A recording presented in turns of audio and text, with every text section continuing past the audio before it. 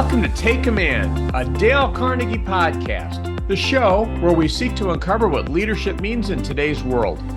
I'm Joe Hart, CEO of Dale Carnegie, and we will be talking to diverse leaders with stories to tell across various industries to help unlock your potential for success.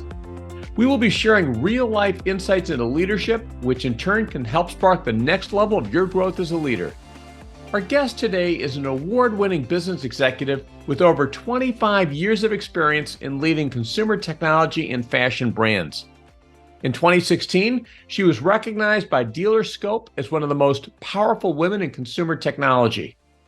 After successfully holding leadership positions at Macy's, Monster Products, and Beats by Dre, she forged an entrepreneurial path by starting a technology accessories company, which propelled her career to new heights. She also co-founded an online women's shoe store in 2020, with a portion of the proceeds going to support the Autism Speaks community in Southern California, reflecting her philanthropic efforts. Please welcome founder and CEO of Austere, Deena Ghazarian.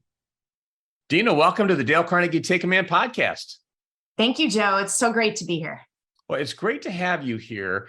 You've got such a neat background. One of the things I'm interested in exploring with you, you're the CEO of Austere, and you think about something like a surge protector or a power plug, and these are really utility kinds of things. And part of what you've done is you've created this business that brings together fashion and technology. So you've got these really cool, high quality gadgets, if you will, at a value or a reasonable price, which is part of what's making your company so successful. So I want to talk to you about how you started this, how you became an entrepreneur. Tell us a little bit about your journey. How did you become the CEO of Austere? How did you start this company? And tell us a little bit about you. Yeah, absolutely. So as you mentioned, I started in the fashion side of things. So I learned about style and design in what I would call the 90s, which was the time of minimalism. As I like to say, Tom Ford had just taken over Gucci and took Gucci from being ostentatious and loud and, brands everywhere to simple and minimalistic. And honestly, some of those pieces are the pieces that still are the most desirable pieces within the Gucci portfolio. If you go to the archive or the vault, as they like to say. And Tom himself obviously created an unbelievable company even beyond that. So that whole idea of style and design has kind of always been rooted and just kind of embedded in who I am and what I stand for from a minimalistic standpoint. And then fast forward, I actually, as I like to say, tripped into tech. I happened to be living in the Bay Area. My husband and I just got married. Both of us happened to have met and worked at Macy's, where I started. And just we felt maybe working for the same organization was not the best deal for our family.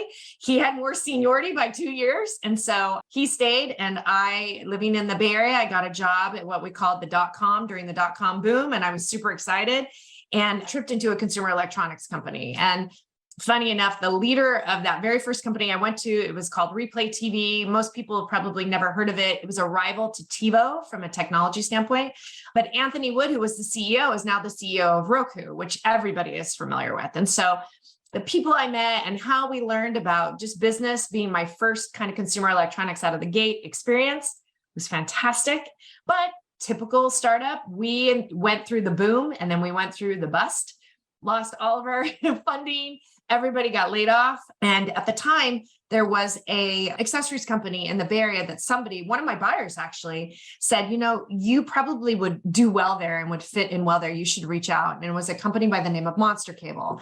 And so Monster Cable was a longtime accessories company, had been in the business for over, when I went there, 20 years. It's been in the business now for almost 40.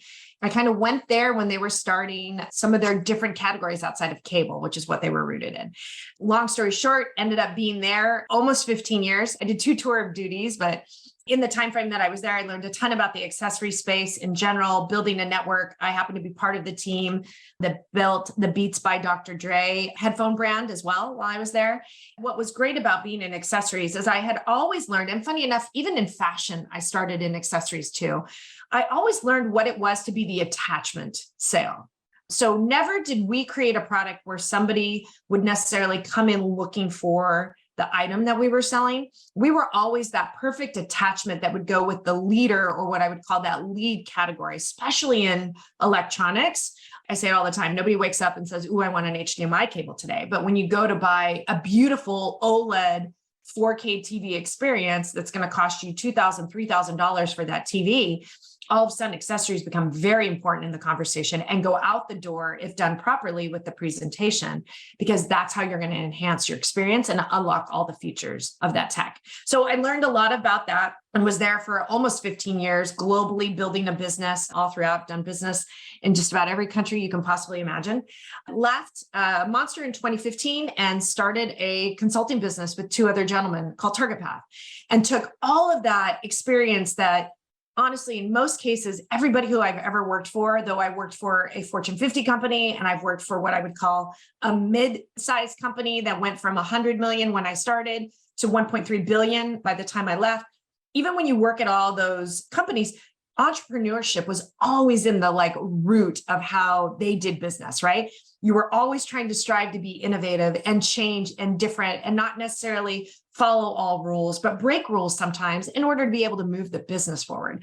So we took a lot of that experience, brought that into our consulting firm, Target Path, and start helping brands come to life, right? And doing so as what I would call not only in a strategic standpoint, which is what most consulting companies do, but probably more importantly, coming alongside of them and being fractional resources across all the different aspects of business. So sales, marketing, finance, product development, operations, and logistics, and helping them build a company with our experience and do it in such a quick manner with all of the right experience. So they're getting the most bang for their buck, and in turn, building a company quickly that does well.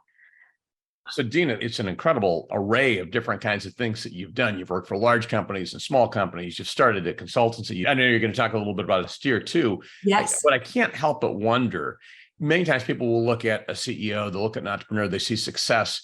A lot of times it looks like it's a straight line, but it's not. There's ups and downs and back and forth. And I mean, even you had been in a career, you made a decision to leave and go into something completely different. So I can't help but think about just how important mindset is in all of this. I'm curious about the mindset that you'd say you were open to different things. What was the mindset that you'd say you had? And what were some of the qualities about you?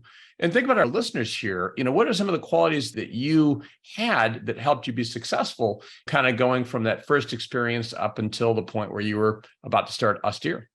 Yeah. So two things, right? I would say the first is always kind of listening to what others were out there exposing me to, giving me experiences to kind of be a part of something. I would say most of the decisions I made when I made that decision, it's because I sat down, had a conversation with somebody, and they said something because I was really engaged in listening about not only what they did, but how that could potentially help me move forward, that I would make a decision that seemed to be so game-changing, but at the time, extremely scary. For example, when you are born and raised in an industry like fashion, and you choose to step out into a completely different industry, by the way, that was very male-oriented as a female leader, employee, however you want to say it, number one. Number two, very technical. So everything I ever did ended up on the hardware side, and you had to know your stuff when it came to product, which sure, you have to know your stuff with fashion too, but fashion was so natural to me just because of how I enjoyed it. And it was just, still even to this day, I tease all the time, if I could start a handbag company, I would do it. There's something in my love for that. But I would have never made the jump to tech if I didn't sit and listen and have people exposing me to comments like, "Hey, Deena, so you realize as much as you are embedded in fashion and you love it, there is going to come a time where technology not only is going to drive a lot of the fashion experience from a customer service standpoint on the floor, how you interact, but just the technology that's going to get woven into fabrics and how we can leverage that. It is eventually all going to rely on tech." Right? Or you would go into the tech side of the world and you would say, "Hey, listen, we want to leverage other people with different line of sights like yourself that have that style that we want to bring into what is a ubiquitous and functional and honestly ugly world sometimes of technology." So even in the 25 years I've been in tech, if you just look at TVs alone, how it went from big, bulky, like massive boxes to this gorgeous, streamlined product that even now, in some cases, looks like a picture frame on your wall that you can rotate, right? Artwork through that looks real type of thing. It's amazing how much that transition has come to be and how much I honestly got to be a part of that, not only in just my love and passion for it, but even in some of the decisions that I've made with businesses that I was a part of, because I listened and kind of leaned in and said, how do we do that? Where do we go? Beats changed the game when it came to headphones, right? And it was because of style. Don't get me wrong, audio was great too, but the style with tech colliding into those two worlds is what made a difference. And by the way, that's exactly what we did with Austere. We took a very ugly, ubiquitous category that nobody really paid any attention to, understood that the consumer wanted something that literally matched their style. Minimalism, if you look at what's going on in the home, is so rampant because it is streamlined, it is elegant, and it will last for years to come. And so we took that idea of style, the best technology, the most innovative technology you can with accessories, and collided those two worlds together. And that's kind of how we came up with the idea for Austere, which, by the way, Austere itself is rooted in minimalism in regards to architecture and design, if you do a little homework on. Now, the way that Austere came about, though, interestingly, when you talk about kind of this convergence, if you will, of technology and design, it always doesn't come out that way, right? I mean, there still are some very ugly, bulky things that are out there, but really you've had this kind of vision around what you're doing with those to make those beautiful. And yet you were really encouraged to go in that direction by some other people. Talk about how you started this, because I mean, I think a lot of times we can have voices around that say, hey, you should do this, or you should do that. Or we can dismiss some of those things, but you had some very important voices that led you in the direction that you're in right now. You could have ignored them, listened to them. We've had some other guests talk about this role. What was your experience? Yeah, absolutely. So when I had went to the consulting company and we were building these other brands and having a great time because of my network from before, we were obviously having all of our partners and people come in to see these different brands. And so one CES, one of the very first meetings we had, a buyer came in and we were showing them all of our different brands and the clients that we were trying to get them to want to bring in and represent. And he said, hey, do you have a second? I want to kind of talk to you about something outside in the hall. I'm like, yeah, absolutely. Sure. And, you know, we're such big believers in what do you need? How can we help? Always. Right. So like, that was, by the way, number 2. What do you need? How can I help? Like always, that type of philosophy is kind of what has moved me along in my career, because I've always been open to learning where that opportunity is and then going from there. So this gentleman pulled me outside in the hallway and he said, hey, I know you've been gone for a while now from your alma mater. You not being there has impacted our business dramatically. And I'm like, what do you mean? And he goes, well, there was a culture that was being built on how to attach premium accessories. That culture that you were building was allowing us not only to sell higher price points, but it was also allowing us to attach to the right hardware with the right technology that was needed. If for some reason the customer didn't see a need in that, it still allowed us to sell our entry-level product. And we were really doing a good job by the customer in presenting what was needed. With not a premium brand in place, it is a yes or no conversation with our entry level. So usually for a better product, they're like, no, thank you. And they're leaving. And sometimes if we don't have something to sell off of a best better for the customer, just within the natural philosophy of how customers like to shop, they like options. We're losing the customer. They get home, they realize they need it, and they're not coming back to us. They're going somewhere else, like Amazon, to get it. And we're losing the sale. That's a huge issue for us.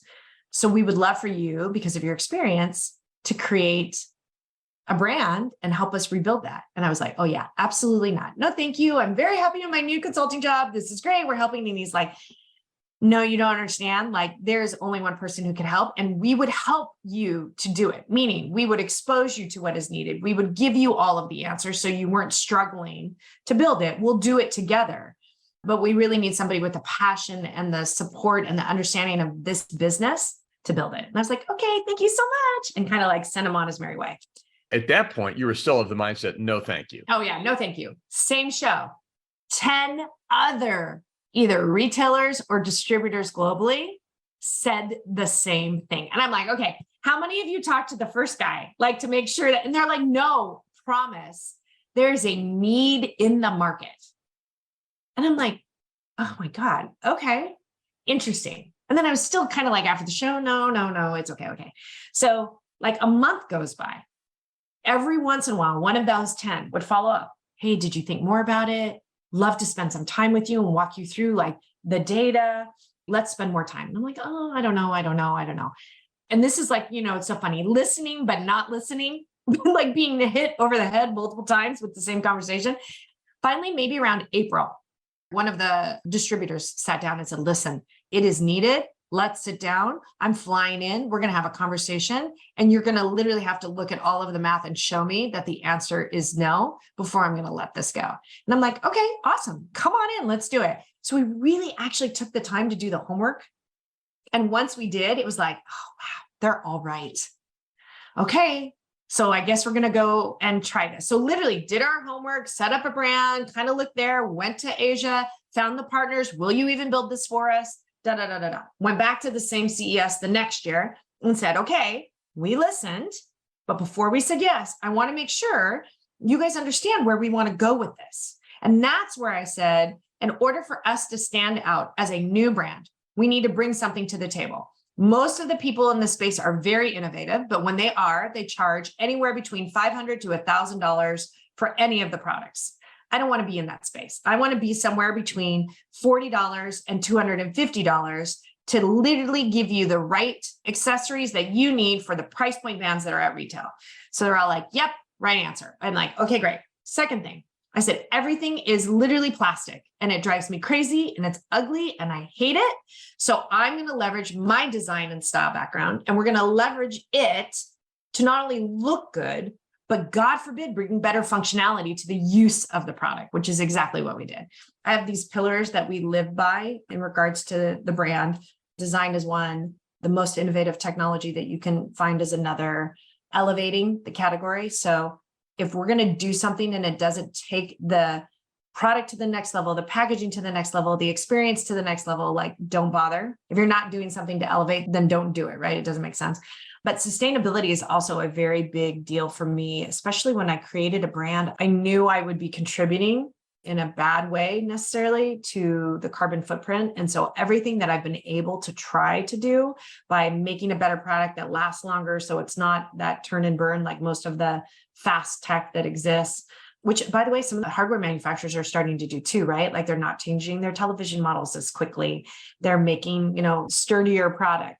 What do you do to make sure that you're thinking about that and everything that you're creating to create a better environment for what is happening for our children? So I will say I'm probably more of a leading voice in that conversation, but that is a big deal to me too. So we brought all of these things together, sat down and said, here's the brand. What do you think? And they're all like, we told you a year ago, what's taking you so long? And I'm like, oh my God, I guess we're in business. So sure enough, we made the decision in January 2019. Okay. Literally in March, we started production on what we had decided to do, made some tweaks here and there along the way. We announced in July at a huge media event and shipped and had product ready to go on the floor in August. Had an unbelievable first Christmas and went straight into a pandemic. And many companies, especially ones that were creating technology and products for the home, actually did well during the pandemic. How did the pandemic affect us here? So I would say that it did us right, meaning two things had happened. Right before I had launched the product, every single one of our products went on what they call the list 3 or list 4 from the tariffs most of the country was impacted with in the beginning of 2020. And that was the tariff war that was happening where, don't get me wrong, list 1 and list 2 are justified. The IP that those products went through and the homework that those products went through to understand that that IP is being taken and leveraged incorrectly, those are right to be there. List 3 and list 4 was, let's throw literally everything in, including the kitchen sink, and sinks are on that tariff list, no joke, where it didn't matter. There was no homework done. Everybody was paying some sort of a tariff. So I'd already cut every deal. That 25% hit across my business was massive, knowing that I couldn't change anything for a year because of the deals that we do with our partners. And here's the deal. In fairness to my partners, they tried their best to give me other concessions in different parts, but pricing was one thing I couldn't change. So we had that hit in the beginning. I got so upset. I brought every single unit over from China, knowing that we were going to go find other factories outside of China. And so I had all the goods here in a free trade zone because I was shipping to Europe, I was shipping to South Africa, I was shipping to Canada, as well as the US. Then you go into the pandemic and everybody freaks for the first month and a half. And then everyone's like, well, I guess we're staying at home, so we're going to all remodel our homes. Nobody had inventory, no one. And all of a sudden someone said, hey, do you have inventory? And I'm like, oh my God, every piece I own is in Atlanta in a free trade zone. The business just exploded after that. We ended up lucking out because of a couple of, decisions that happened within just the world of doing business. It benefited the company, and the company did very well in the beginning because we happened to be positioned correctly, honestly, by luck. They say that luck favors the prepared, right? I think there's Yeah, something that's like true. that. So the fact that you had done all of that foundation work certainly must have helped at that time. As you think about your career and you go back and you were to talk to a younger version of yourself, you go back and say, hey, I wish I had known then what I know now. What is something you'd say you would have told Deena at an earlier stage of your career? Yes. The number one thing I would have told myself, and I think innately I knew this, but it wasn't as clear as it could have been. Your network is everything, and how you treat people and build that network that will not only benefit you today, but in the future is substantial. And so what I mean by that is that network helped me. It got me into my business, right? Because of like what happened, giving back and helping that network, mentoring that network. It has always led to what I would call all of these opportunities that happened to me in my career. I would say if I could go back and tell myself, take extra special care of that network you were building. Don't ever, ever burn a bridge. Figure out a way to resolve, listen, talk it out, understand that conflicts are imposed. People impose it on themselves and each other sometimes versus taking the time to communicate and talk it out. Everybody makes mistakes, and it's okay to make mistakes, but to use your ego and pride to allow that to get in the way to not resolve is a mistake. So taking that network, treating it like gold, et cetera, that would be number one. Number two, I am such a big believer in servant leadership in general. And sometimes I think when you look at servant leadership and helping people grow, you feel like you need to have a ton of experience in your background to be able to do that, to mentor the right way. And I would say mentoring from day one. It doesn't matter if you're mentoring your peer, if you're mentoring even someone older because of what they mentor back with you, like that whole mentality of understanding who you're working with, mentoring others, no matter age, experience, it doesn't matter. Not only is it fulfilling, it makes you a better person, it makes you a better leader, it makes you a better peer. And then long-term, obviously, it helps you grow others that eventually, because of what you've done for them, again, goes back to the first point, which is your network will be sensational because of that. That's right. I mean, so much of this comes down to relationships. I mean, part of the reason that we know each other is because we have a mutual connection who thinks the world of you. And now I get to meet you and talk to you. We all get to learn from you. So this is a win for everyone. It's interesting when you talk about network, because I think many people can underestimate that or even have kind of a negative outlook or view of what it means to have a network. I was talking to one of my kids the other day, and I was just thinking that every significant thing that has happened in my life, if I think about from a career or starting a business, has typically involved someone that I knew, someone that helped me. And certainly I've done the same for so many people as well. And to your point too, I found that I don't know how this is a law of the universe, but it almost feels like you cannot give more than you get back. If I help somebody else, and it's just like purely gratuitous, I just want to help someone, it just seems like that comes back with interest. I don't understand how it works. And certainly the motivation is not necessarily to get something back. But when we do try to bring out the best in other people, we try to help other people do something, it does seem like there's something in the world that brings that back to us. it's a little bit of the golden rule type of thing. You do good unto others, it will come back and do good unto you. And so, yeah, I'm a big believer of that for sure. And it's funny, the person that we know jointly, you want to talk about like storytelling time, right? Of exactly how that has come back. Sure enough, when I created Austere, we're at a retailer in the New York market and she went in to go shopping, right? And while she was shopping, buying a television, the gentleman on the sales floor presented Austere as the option. And before she could even say, oh, I know Deena, the gentleman, because he went through one of my trainings that we did, was like, oh, I've met this lady. She's awesome. She cares about the brand. She cares about the customer. She cares about educating us. So we're here to provide a good story for you. And then when the two figured out that she knew me and he had met me in this training, it was like, whoa, talk about a moment in time where, to your point, if you do all of these things and put it out there in a good way, it will always come back, that circle of life type of thing, in such a fortuitous fashion. So it was great. 100%. I also think what's important too is you have been very intentional. We talk about taking command. This is the Take Command podcast, which really means being intentional. And, you've been intentional about helping other people. You've been intentional about building your network and staying connected to people, which I think is a lesson for all of us. Certainly, I've tried to do that as well. You've also been intentional about giving back, and you've created another organization called Chloe Nikki, which really in big part is designed not only to address a customer need, but also to support people who have autism. Do you want to tell us a little bit about Chloe Nikki? Yeah, I would be happy to. So I am, and my husband, we are fortunate parents of a daughter named Chloe, and Chloe has been diagnosed on the spectrum with autism. There's so much you do in your professional career to make a point and do the right actions to get the right result.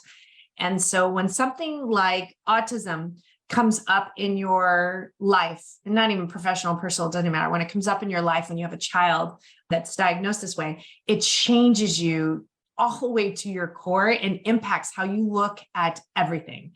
So not only how you look at personally, how do you handle that? What do you do? How do you figure out and learn about whatever it is you need to do to make sure that your child grows and is successful as they can possibly be? But not that I wasn't an empathetic person before, but I would say if you could take empathy and take it off the chart, once you have a child that has autism, I would say both empathy and patience have grown tremendously because of parenting an autistic child. And it is frustrating, I would say. I guess probably frustrating is not even the right word. It saddens me that unless you're exposed, I think, to someone who is on the spectrum and truly understand their needs so you can be empathetic, because you don't understand, or if you're not exposed to someone like that and you don't understand, there is this no communication about it, or I don't want to admit it. The community I live in, right, is scared of it. Because they're scared of it, you are looked at differently, treated differently, et cetera. And so my husband is Armenian, I'm Lebanese. And if you look at both of those communities in general, I would say they are very passionate about having perfection, maybe would be the right word. Autism is difficult for these families. So what we decided to do, for me, I was that parent that was get in there, any kind of service whatsoever, get the child in the right way. Because again, I'm an executor, right? Let's go, let's do this. It took my husband a good 8 years to kind of just grasp the situation. And so between those two things, we kind of sat down and said, listen, if we really want to teach and do well and give back, which is really big to both of us, and teaching our children that, I have an older daughter too, and it's a big deal for us as well, that she understands that. We're we would like to create an organization where, you know what, let's take every dime that we make on this company and give it to organizations that expose autism in these communities with these children to get them kind of more engaged. So being from fashion, the both of us, and being that my husband ended up staying at Macy's, by the way, for almost 30 years, we knew the organization well enough to know that we could buy last season's shoes from both Bloomingdale's and Macy's, which we did. So we had no joke, 8 pallets of about 800 shoes show up at our garage the very first day. We processed all of them, cleaned them up, fixed them up, did all of that. built a website on our own, got all the information up on their shoes, just us, our family. So it was literally my daughter, myself, my husband, my nieces and nephews, my sister-in-laws and my sisters. And we literally built this platform, do our best to get it out there from an advertising perspective. And every dime we make that doesn't turn around and buy new shoes or buy packaging, shipping materials, every dime we give to a different autistic organization that supports children. So far today, the company's been around for 3 years. We've given $30,000 out. One of the best organizations that we've given the money to is a group called Harasht, which means special in Armenian. It is for a group of kids where they have found a coach, team coaches and college coaches that come and teach the kids basketball, soccer, track and field, and they do something for them every Sunday. They are part of a larger organization globally that does an Olympics type of thing across all of, the world. These kids get to participate in their own events, and they basically train them to do that. There's 100 kids in the program. It's become such a massive part of this Armenian community event. So that money is funding those programs to kind of get that out there, which is amazing. Well, it's tremendous you're having the kind of impact that you're having. And this wouldn't be happening if you and your husband hadn't had that kind of vision. Certainly one of the things we talk about with taking command is this idea of purpose. Amidst the whole other business that you are running and everything else that you're doing personally and professionally as a family, you still said, hey, you know what? This is something that is about my legacy, about the impact I want to have to help this community. And I think that's a really important point for me and for all of our listeners to be thinking about is, what are the things that really align to us and our purpose and our impact that really fuel us and give us that passion? And you're clearly passionate about this. Yes, for sure.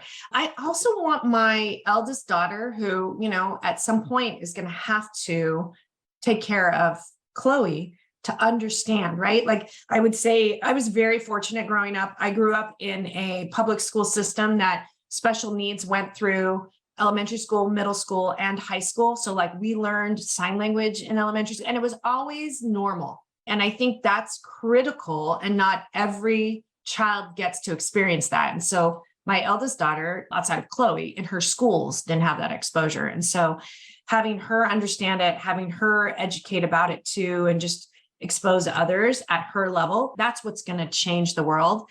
So not only are we passionate about like, what can we do, but more importantly, I think the more we educate the youth to have that understanding and empathy, that is what's going to change everything. That's terrific. How would you define leadership?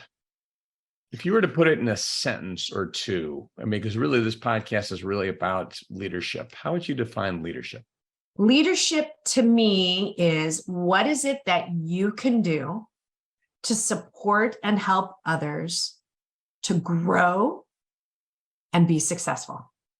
That's servant leadership in a nutshell, but that is my definition of that.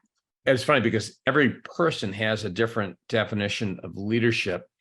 What I appreciate about what you've said, historically, I think there's this view of leadership as a command and control, top down. I'm going to tell you this, and so forth. But really, it is about how do we bring out the best in other people so that we can achieve things together that maybe we couldn't achieve. But it is about bringing out the best in other people, which leads to a question. I think I had mentioned to you that one of the new features I've added to the Take Me a podcast is before the show, I go to ChatGPT. And I happen to go to ChatGPT and to say, look, I'm interviewing Deena Ghazarian for the Dale Carnegie Take Command podcast. What questions would you ask? And I got a list of questions, some of which I've asked and were good. But I then said, if there's only one thing you could ask Deena, what would it be? And here's the question. Could you share a pivotal moment in your career where you had to apply Dale Carnegie's principles to overcome a significant challenge? And how did that experience shape your leadership style and approach? Okay. So not to be repetitive, but in that hallway at CES with that buyer sitting me down and telling me their needs and listening and understanding what that is, it is what put me as a business owner, a true founder and business owner, that I don't know if I would have ever made that leap in my career if I hadn't paused, listened, and said, you know what?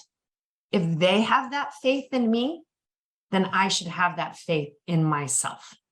And I think, though there was a little bit more prodding after that, as I explained earlier, I think that truly is what was game changing for me, because it's brought so many other things, like being a leader of an organization and the excitement. Now, listen, I've been in the business a long time and I have been mentored by some of the best out there. And for the 20 some odd years that has happened in my career, it was great. I've learned more in 3 years about business than I ever did in the previous 20. And again, I had some of the best.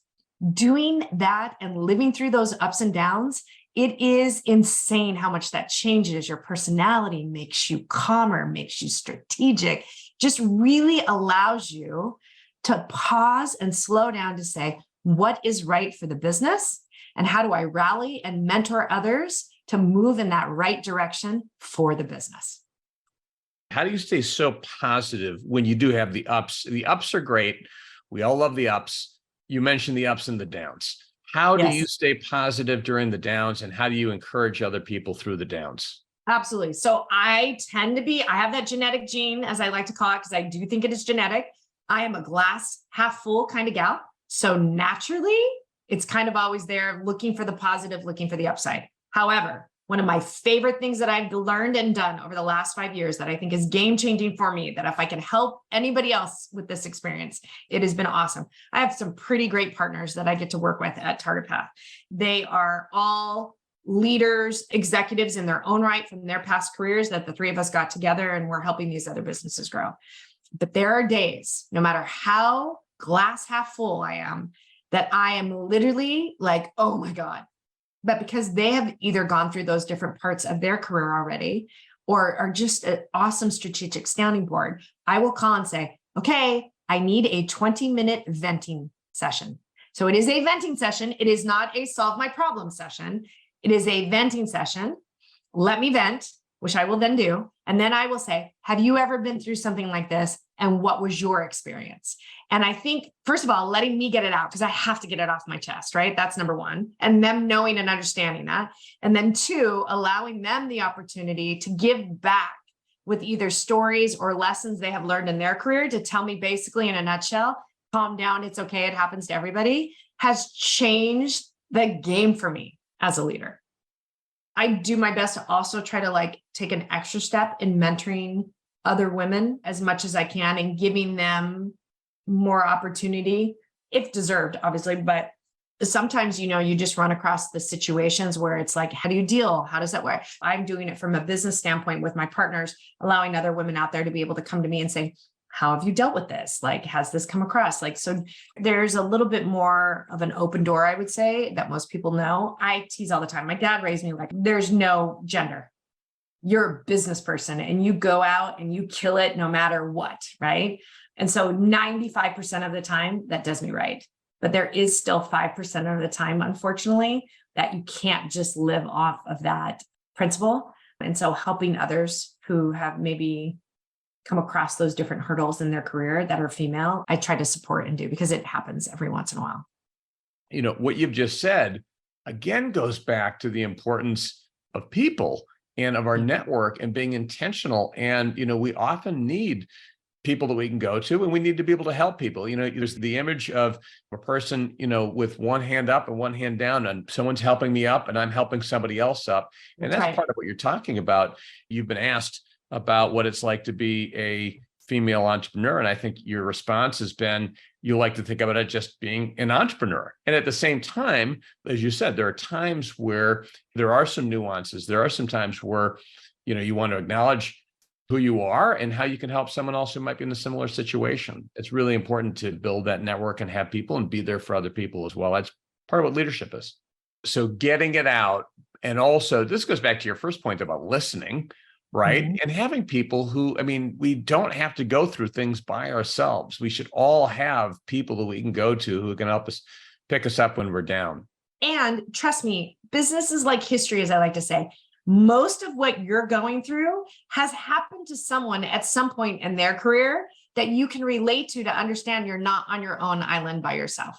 Now, I will say the pandemic and the tariff thing was a random 1-2 punch that most of us had never experienced in our lifetime, but it still didn't mean you couldn't work together and pause and vent with one another to figure out what's the next best strategic move. Every decision we made that made us luck out as a company is because the team around me had some exposure to something else that said, maybe we should try this. And it was such a good idea. It was like, yeah, why not? And that actually moved us in such a positive direction. So yeah, absolutely. Well, at the end of the day, so much comes down to people and being surrounded by the right people. One of the most important qualities of success is who we surround ourselves with, whether they are people we hire or whether they are our network or our friends. So thank you so much for sharing that insight. Deena, it's been wonderful having you on the show. Thank you, Joe. I really appreciate the time. In today's Thought Leadership Spotlight segment, our guest embodies servant leadership and resilience, drawing inspiration from a profound Dale Carnegie quote. Most of the important things in the world have been accomplished by people who have kept on trying when there seemed to be no hope at all. Much like Deena, our guest emphasizes that during difficult times, we can overcome adversity and positively influence both ourselves and those around us.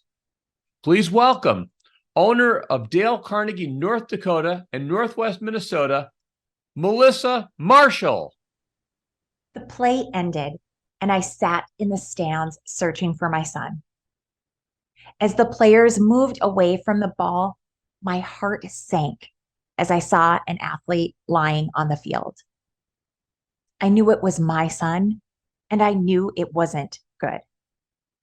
It was just his 5th game back after surgery repairing his shoulder, followed by 8 months of rehab and going 651 days without playing the sport he loves.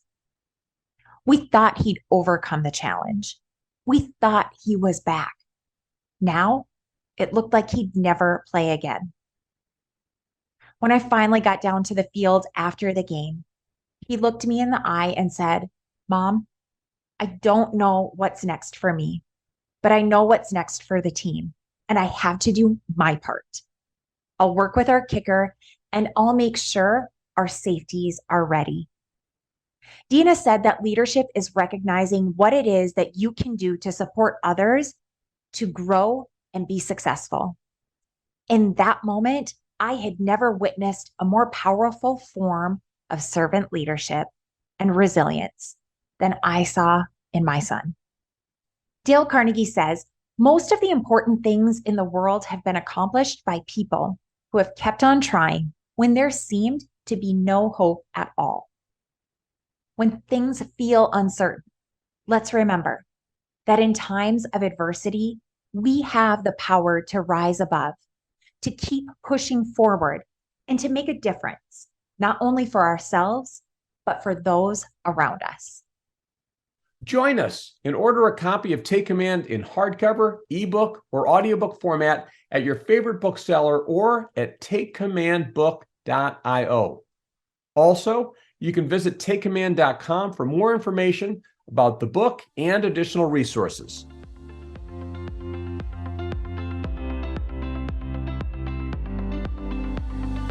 I hope you enjoyed this edition of Take Command, a Dale Carnegie podcast. Check out our resources page at www.dalecarnegie.com for more research, insight, and tools that will support your success and taking command of your leadership potential.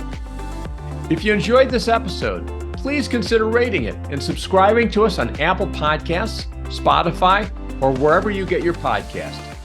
As always, thank you for listening, and we're looking forward to you joining us for the next episode of Take Command, a Dale Carnegie podcast.